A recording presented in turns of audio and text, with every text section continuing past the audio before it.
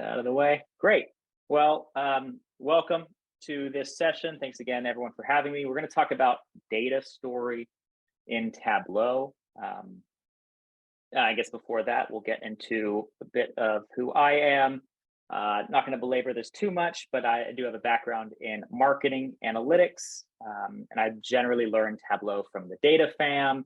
There wasn't really a lot of resources back then. I have not been around as long as I can't show you any seminal pictures from ATUG's inception, but there was a time certainly when there wasn't much info online, and really one of the best ways, and I still believe one of the best ways to get better at Tableau is to attend these user groups.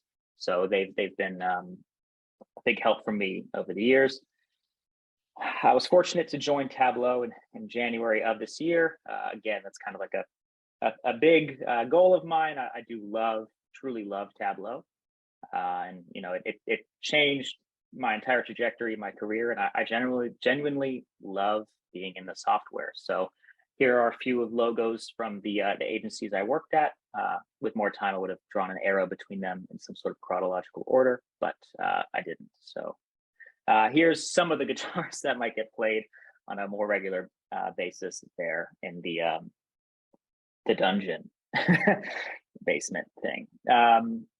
Here's the quick viz while I kind of set up where we're going. So kind of already moved through the idea, worked on these marketing analytics teams for a few agencies, and our tasks were similar, or my task was similar at these agencies generally. And I imagine it's similar in many of your organizations, right? Every week you need to push out some sort of pulse report for a check-in call, with your clients. You might spend, for us, we spent so much time getting the data imported, QA'd, harmonized. And then of course, by the time we wrote and vetted those insights, we were probably 30 minutes from walking into that check-in call every week.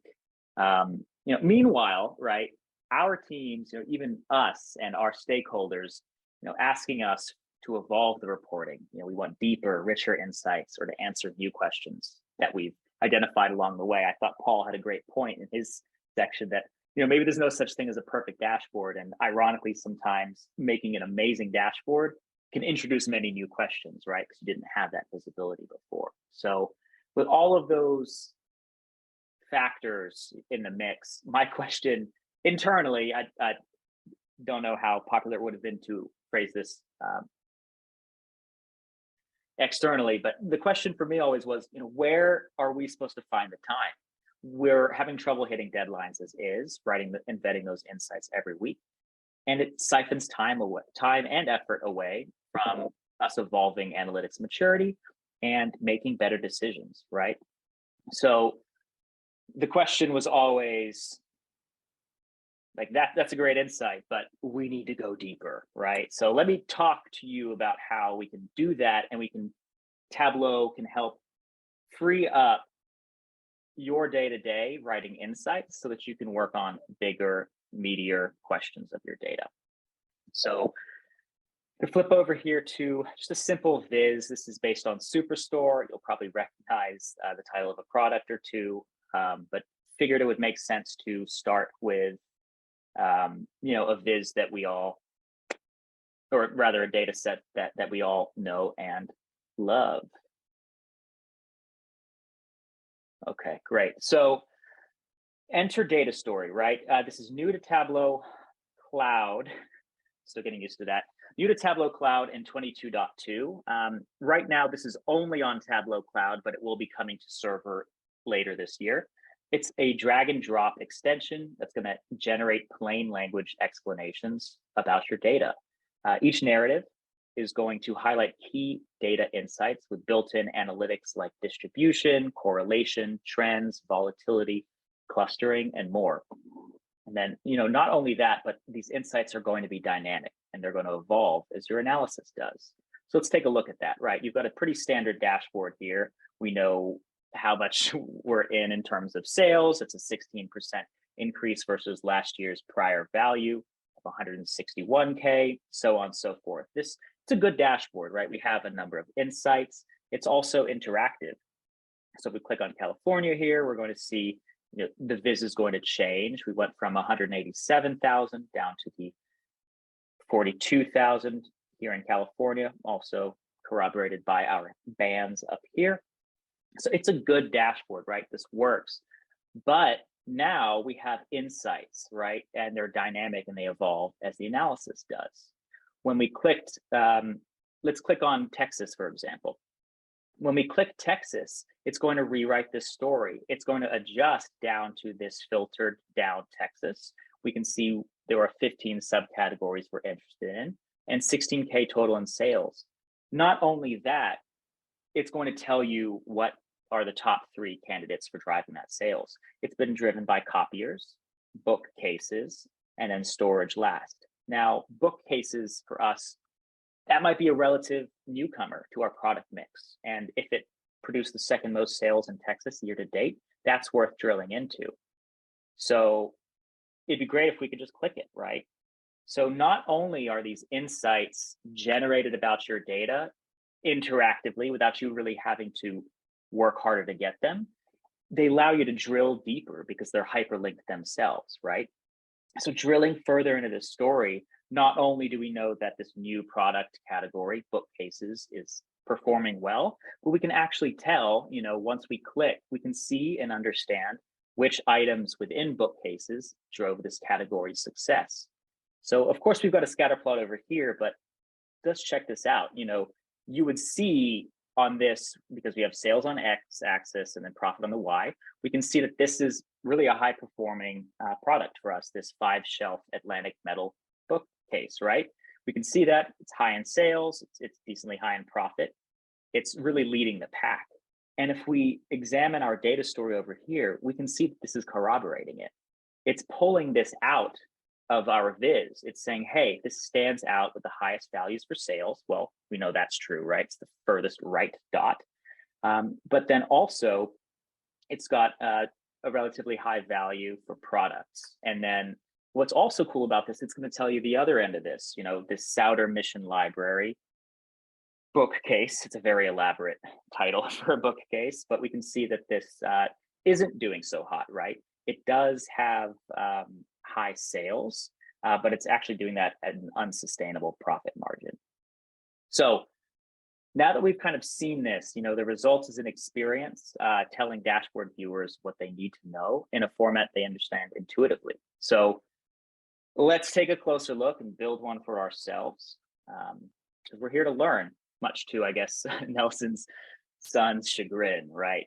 We're here to learn. So I'm going to hit edit on this to bring it into web edit for us, and let's get started.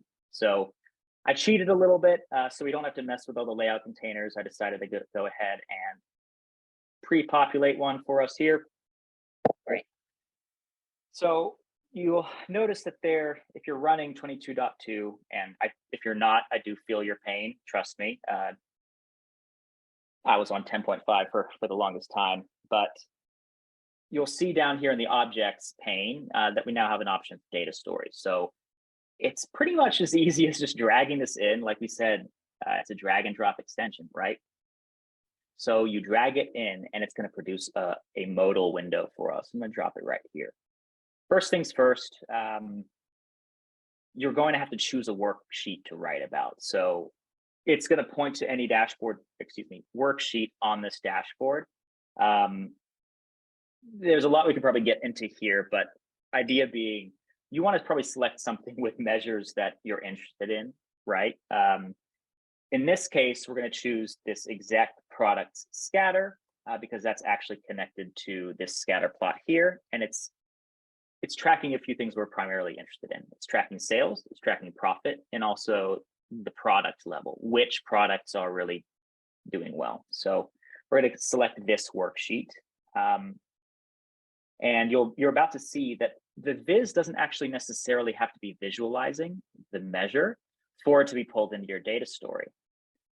This is great because you can actually just put, in this case, orders and products are just on detail. They're not being visualized, but they are a part of the viz so that we can pull them into the data story and understand what's going on there too. So for one moment. Okay, cool. So we want to track our KPIs, right? Sales and profit are most important to us. Orders and products are important too. Just, they're not our North Star. So we're going to put these measures in order of their priority for our team. And we're actually also going to flip the dimensions. We're going to put subcategory first because we want the analysis to first identify which subcategories are gaining or losing traction, and then subsequently which products who are children to that subcategory, which ones are driving those shifts, right? So point of order, if you try to pull a third dimension up here, it's going to tell you that it can't do it. Maybe this will change. I'm not sure. But for now, 2 0 max. You can actually see the stories writing in the background right now. Tableau is actually going to go ahead and tell you which one it believes is your best fit. If you probably set it on this kind of area chart, it's going to recommend a continuous because it's more date based, right? But in this case, we don't have a date really on this scatter plot, so we're going to go with discrete. We're going to hit done. So really, there you have it. We have a data story, and just to kind of illustrate this being interactive and all that good stuff, I'm going to go ahead and click California again, and we're going to watch that data story evolve. It went from the 187,000 in sales year to date down to this 42K observed in California here, right? But if we look a bit closer, it's not perfect, right? I don't know many people who are going to be thrilled about reading total sum of sales current. That just doesn't make sense, right? The underlying calcs are pulling through. So we need to do something about this. Beyond that, formatting is important, especially for things like sales and profit. I want to see that dollar sign, right? And then finally, we're looking at multiple dimensions here between subcategory and product name, but Tableau doesn't know how to pluralize these fields. So this wouldn't be Tableau if we didn't have some hooks under the hood, right, to edit this stuff. So I'm trying to move quickly here. You can actually edit how verbose the insights are. I don't even know if verbosity is a real word, but I do love to say it. And I like to allow viewers to change this on the fly so that your stakeholders can choose just how wordy, I guess, their insights are. Drilling down, when you have multiple dimensions, Tableau doesn't know how to refer to them, right? And this can get super confusing if it does this. It tends to name the first one entity and the next dimension subcategory. But in this particular case, that's actually extra dangerous, right? Because we're flipping our dimensions. So you have an option here to specify to Tableau how to refer to these fields. And you can see this in the background updating. It's now going to say, instead of entities, subcategories when it's talking about subcategory. Beyond that, you can actually update here the measure labels. So now it's not pulling in the underlying calc, right? You can see it's updating the total sales is, so on and so forth. In the interest of time, we're not going to do it to these other ones, but same process, right? There's more we need to set up. We want to set the formatting. So we'll go ahead and on profit, set this to currency. But another important thing, especially if you've worked with any efficiency metrics, right, is sometimes when a number goes up, that's good. But sometimes when a number goes up, that's bad. So you can actually tell Tableau that here, so it knows how to bake that into the insight. In this case, of course, as profit goes up, that's a good thing. So we'll go ahead and select good, and then do the same thing here for sales current, right? Set that to currency. Larger values mean good. And then we're not going to even click through all of these crazy options in the interest of time, but the final one I want to touch on here is just a little bit of formatting. So we'll bump that up to 16 font size and also condense the view to kind of maximize the real estate we've got. Great. So let's watch this kind of load through, and you can see we've resolved some of those issues from before, right? We can see it's not the underlying calc anymore. We've got the formatting on our measure, so on and so forth. So maybe let's drill in again and just watch this kind of evolve. So we'll just click, before I think we had Texas, right? Now we've got California. We can see that accessories are the second highest in that category. I would click on machines, but if you've used Superstore before, it's just a printer. So accessories, it's going to give us a little more to visualize here. But You can see when we click that, we're just drilling into the insight. And this is how people think, right? You answer one question. Okay, well, what did that? Enhance, enhance, enhance. So drilling deeper, we can see, okay, well, this Razer Tiamat PC gaming headset stands out with the highest values for sales and profit, so on and so forth. And check that out on our scatter plot. It gave us the insight before we could even pull it off the viz.